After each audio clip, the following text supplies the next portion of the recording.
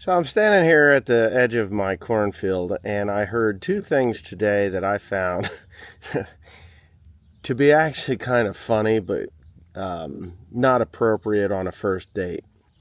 Not my first date because I'm married. The first time I took my wife out, I did say something that was quite inappropriate, and I was actually surprised that she wanted to go out on another one. But first things first, I got to tell you what I heard. So this guy, I don't know, we'll call him Danny because that's what his name was, and he went out with this girl named Amanda, and I saw it on some stupid Facebook thing or whatever. And they're on the date, and they got the food, and he says to her, or she says to him, I gotta go honk out a dirt snake. I gotta go honk out a dirt snake. And he was like, what did you just say? He's like, I gotta go download a brown load. So, okay. So now that I've got that out, because that was freaking hilarious. I mean, as far as first dates go, that's not something you want to do, guys or gals. You know, this was a girl that did this, and she was wondering why she didn't get a second date. And, I mean, kind of, sort of could understand it. But with that, when I took my wife out, my now wife, out for the first time, we were headed over to Pennsylvania. We went to we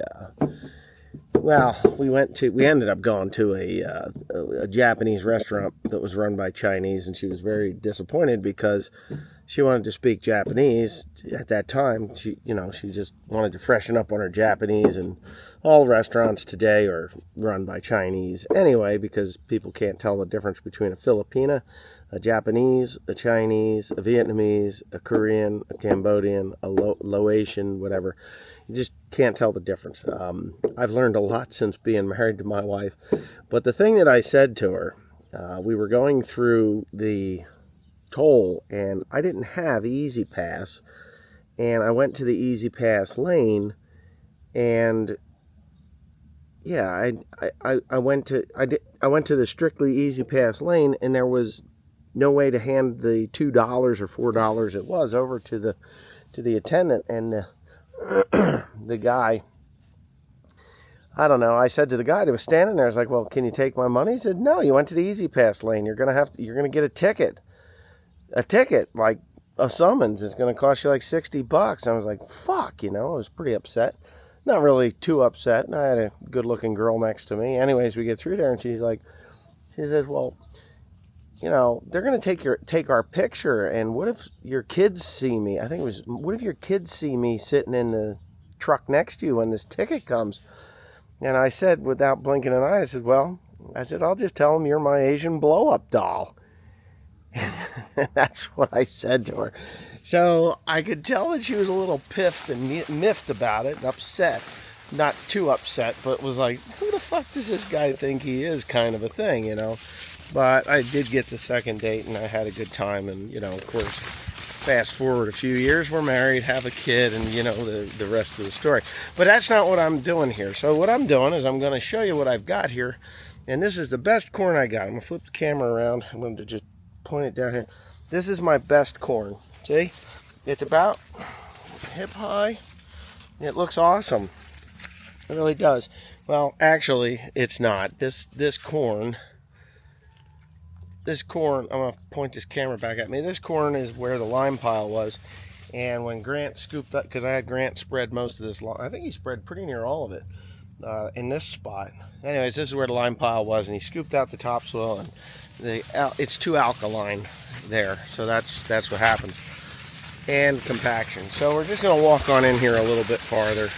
Let me turn my camera around, and we can show you what we got going on in here. So now we're into a little bit farther away. We're 12 rows in. I'm only 12 rows in on this one because I planted this with the 7,000, and we're a little bit farther away. You can still see the ground has lime on it, and the ears are actually looking pretty decent here.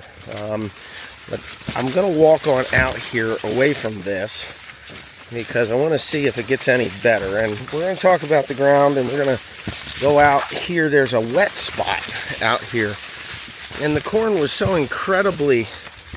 Oh man, we got deer. This is deer damage. Fuck it, no, it looks like coons. There's raccoons in here. Anyways, raccoons, deer, we're just being inundated with all sorts of stuff. That's interesting. Why is that dead? Oh, it snapped off. This corn was yellow. Not yellow. It wasn't this really deep green color about a week and a half ago. A week and a half ago, this corn was just, it was not a very deep color green. We have had over 3 inches of rain now. Well, in total for the last week and a half, we've had something like over 4 inches of rain. But the first week, it was just in 2/10, 3/10, 1/10. But I'm walking out here to the wet spot. And when I say wet spot, I mean it's a wet spot. And the corn was not very good here because it was wet. And when I planted it, it was wet. And the whole time that I was here, as it was growing, it was shorter than the rest of the corn. This is the center of the wet spot. You can see that we got some weeds there. I'm just out here to look and see what the ear looks like on this corn because it struggled for a pretty good amount of time. And you can tell that there's ruts here. That is actually from the tractor or the corn planter or whatever, where it's that wet in this particular area. So anyways, let's take a look at these ears here. I'm saying that they're not terrible. Corn's about 8 feet tall here. A week and a half, well, 4 days ago, it was only about 6 feet tall. You can see that this is yellowish in color here. That could be because the fertilizer spreader maybe got a little bit wide here, or water washed the fertilizer away. I'm not really sure, but anyway, you just get away from that wet spot and everything just bounces right back to decent, yeah, what I would say would be decent ears, decent looking ears here. They're a little lower over here, but if you look on the ground, this was wheat last year, and the wheat made way for soybeans, and then from the soybeans there was a cover crop here, and cover crop is this grassy looking stuff. And this is what it is. Now, for the last 4 days, we had over 3 inches of rain in the last, well, it was 3 inches of rain in 4 days. Nothing ran off of this field. Everything went down into the ground. I'm very pleased with the way this looks. This is like ground armor. Flora and fauna are doing well here. Yes, the ears are lower to the ground than I wanted them to be. This was supposed to be a tall variety with a tall ear set. And they're actually kind of in a normal spot, like at my belly button. But this corn should be something like 12 feet tall. I wanted a tall variety because for some reason the tall varieties here in New Jersey, for me, work so much better because the deer don't bite the silk off and they just do much better. We had good pollination from what I could see. Still pollen coming off of this tassel. But, I mean, I don't like the size of that ear.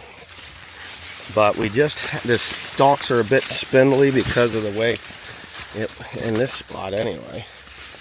And you get up in here and it's, they're kind of normal. But you can see that is actually, let's see, can you see that? A husk, it's actually busting the husk. And it's coming through, it's pollinated clear to the top. Like this here, there's another one, pollinated clear to the top of the ear. So I'm pretty happy with that. I'm quite happy with this corn. Now, this is the worst field on this farm. This is the home farm. This field never is the highest yielding field on the farm because of that wet spot out there. A couple of years back, I had a ripper, and I ripped it, and that helped dry that wet spot out. But you get into spots like this, and this is like the wet spot, and you turn it around, this wet spots, and not the wet spots are, there's some smut. I hate that stuff. Then you get stuff like this. So what did this? This is deer damage. come in and bite the top off. It is still going to produce some kind of an ear there, but nothing like it should. But anyway, yeah, I am so happy and grateful for the rain that we got, because if we didn't get that rain, this would be a much different conversation that we'd be having. I'd be looking at 6-foot corn with spindly, tiny ears that have no potential whatsoever.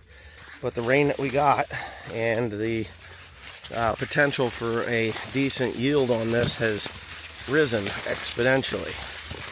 Definitely got plenty of fertilizer here. I did not use the K-Mag on this because I had used the organic fertilizer on this, which, you know, I don't know. I'd be happy with 150 bushels on this, to be quite honest with you. That would make me really happy, because I really don't... What I got into it with the organic fertilizer, which was quite cheap, and I only put 170 units of nitrogen on it. The organic fertilizer is all broken down, and again, you get away from that, it's definitely going to do well over 150 bushels, I believe. But then you get these areas like this where these stupid raccoons get in here. We had a windstorm a month ago, which caused green snap, and yeah. But these are coons, and I'd like to know where those coons are coming from. But yeah, this farm this is a home farm. It'll probably do something like 200, but an average of 150 bushels, you know, it would be just fine. There's going to be spots that are way over 200, and there's going to be spots that are under 200. So, you know, I really can't tell you what it'll be. I can't tell you what it'll be until you put the combine into it. And that was the worst part of the field, what I just went through, because I went to the wet spot. And this is the alkaline spot. And in cases, you know, some people fight with pH when the pH is too low, which is what we deal with. But when the pH is too high, and you can see it laying there, it does actually worse things than if it was too low. pH on this field it's got to be close to 7 at this point. My calcium levels were good. The pH was okay. We added lime and other things to bring it up, so that would be really good. So, but anyway, that being said, that's the corn report right there. If you like the corn report, you can comment, rate, subscribe, or give me a thumbs up. That's the rating. And I'm going to go home because I'm exhausted all day. All day I'm exhausted, and really quite, I need to just go and relax and hang out with my kid. I haven't seen William but for a nanosecond this morning. I could walk into the other fields and they'd be much better, but you know, I'll save that for later. I'm talking about my beans again. I just figured I would talk about my soybeans to annoy the people that don't want to listen to me about my soybeans, but I'm going to do it anyway. So these beans were heavily impacted by deer, and came in, replanted them, same variety, so I don't have any mix-up. I didn't want to have a mix-up here.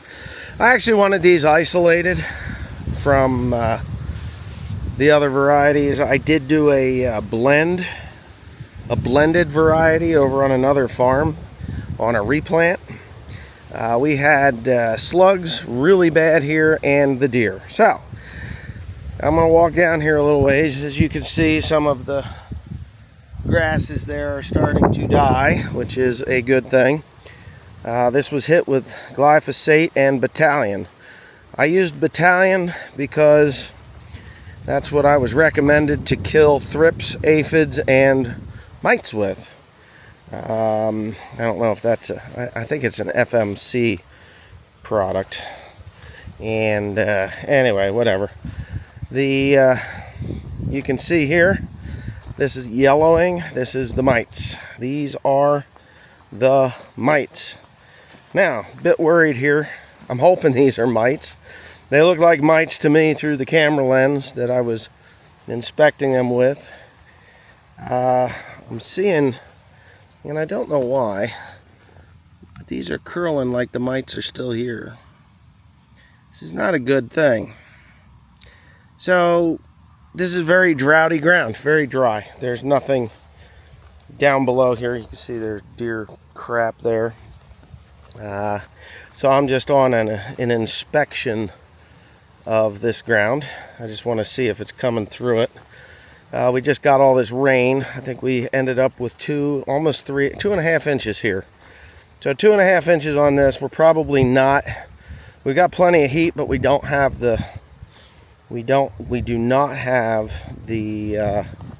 What do you call it? We don't have the moisture. We didn't have the moisture. So it's spots like this that concern me. I'm gonna have to monitor this in the next couple of days. You can see if you look out across there, you're seeing new leaf growth out in the unaffected areas. It was corn last year. It's just been a struggle. These beans were actually planted early. These were planted in early May and replanted again in June. And if you can see, they're quite short. And you can also see that the fertilizer spreader was dumping it in one spot. Didn't kill anything, but you notice there's not too much mite damage there. So anyway, that sucks. That could very well be why it's yellowing as well. Because good healthy plants, and that is in that spread pattern. Some bitch. Good healthy plants are less affected by insects and other things if, so that's in the spread pattern. So I'm going to walk over here a little farther and see, because we are now we are out of that spread pattern now and into the next spread pattern, which just so happened to more than likely not have the issue that I was having there. Yep.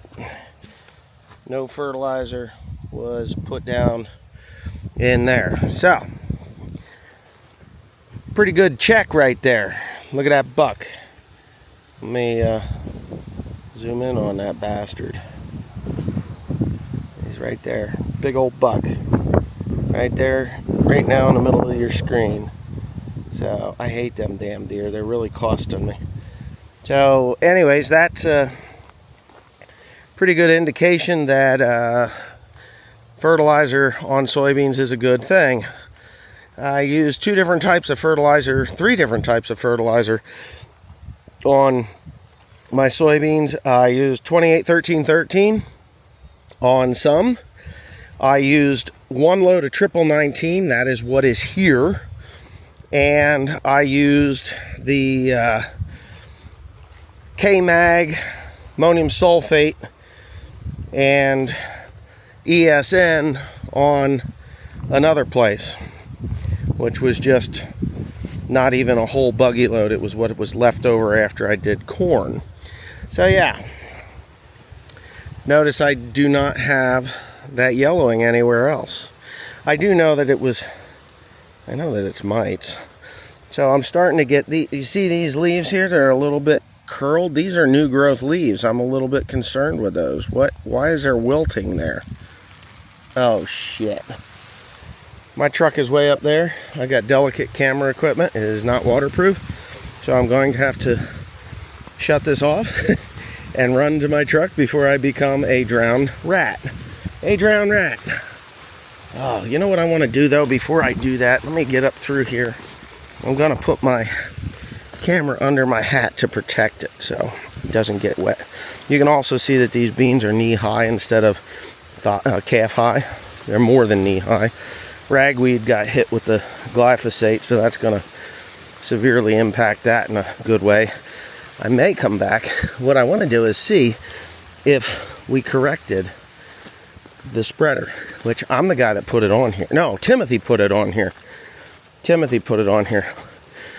Let's see if the spreader broke there or was fixed there. I got a feeling it was fixed right there. Holy smokes. My goodness. The pain in the ass this is, you know that? It really is. So yeah, much lower to the ground. I see fertilizer. I see fertilizer. That's all fertilizer right there. And fertilizer there. He didn't get that fixed there. He must have broke there, but you can see it. It's crazy. So that's a pretty good check though. Beans are now above my knee. Again, you can see the new growth. It's yellow. Not as green. I say yellow. It's not as green. Thankfully, the rain stopped. Let's see if the fertilizer spreader was broke here, which I can tell you it was not. Definitely not. Now, I wonder where he fixed that. He had to have fixed it there someplace. Anyway, that's a problem with that tractor. Sometimes it would jump out of gear, or the PTO would shut off. You know what? I'm gonna walk back across there now that it's not raining. Walk back across, and I want to see where that thing got corrected, because I love fuck ups sometimes. Screw ups that don't get corrected are actually a good thing at times. Yeah, look, no fertilizer there. Where did that stop? Oh no, the fertilizer's here. Where did it get stopped? He kind of went out that way, and it is there. That's 1919, so still there. Still there. Did he fix it here? Fixed. So, fixed.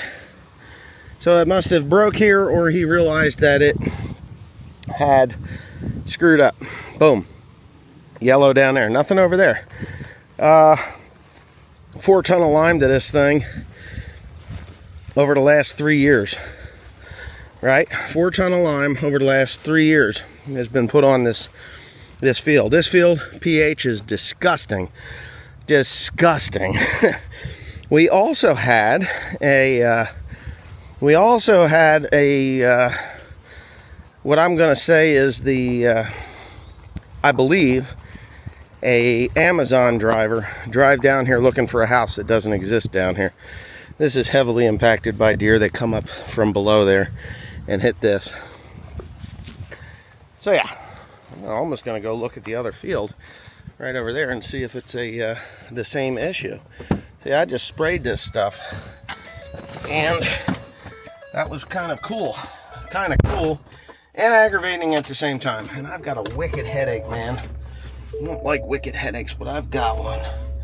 Smokes. Anyway, if I get this video up, I am going to the Ag Progress Day.